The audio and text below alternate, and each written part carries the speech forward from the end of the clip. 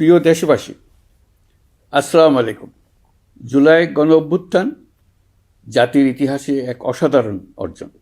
এটি অপ্রত্যাশিতভাবে জাতির জীবনে গণতন্ত্র, ন্যায় বিচার ও মানুষের অধিকার প্রতিষ্ঠার সুযোগ এনে দিয়েছে। এই লক্ষ্যে আমরা এর মধ্যে বেশ কিছু সংস্কার করেছি।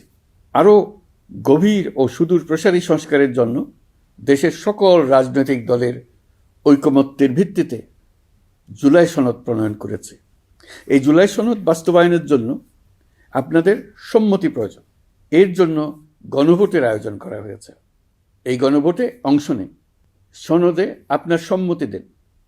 আগামী 12ই ফেব্রুয়ারি জাতীয় সংসদ নির্বাচনের দিনেই অনুষ্ঠিত হবে গণভোট। গণভোটে আপনি হ্যাঁ ভোট দিলে বৈষম্য, শোষণ আর নিপীড়ন থেকে মুক্ত হবে বাংলাদেশ। গণভোটে হ্যাঁ ভোট মানে তত্ত্বাবধায়ক সরকার ও নির্বাচন কমিশন গঠনে সরকার ও বিরোধী দল একসঙ্গে কাজ করবে। সরকার ইচ্ছামতো সংবিধান পরিবর্তন করতে পারবে না। গুরুত্বপূর্ণ পরিবর্তনের জন্য জনগণের সম্মতি নিতে হবে।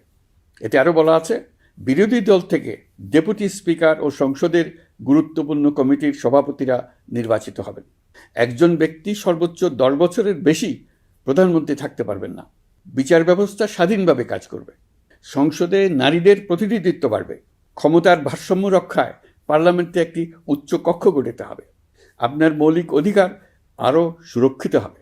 রাষ্ট্রভাষা বাংলার পাশাপাশি অন্যান্য জাতিগোষ্ঠীর ভাষাও সাংবিধানিকভাবে স্বীকৃতি পাবে। দণ্ডপ্রাপ্ত অপরাধীকে রাষ্ট্রপতি ইচ্ছেমতো ক্ষমা করতে পারবেন না।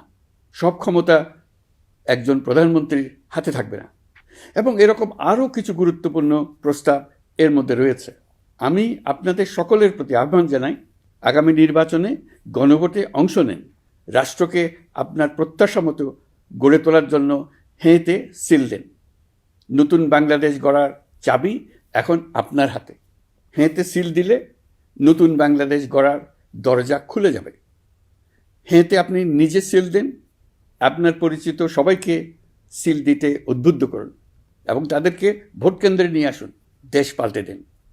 ইনশাল্লাহ আমরা সবাই মিলে দেশ গড়ার এই সুযোগ নেব।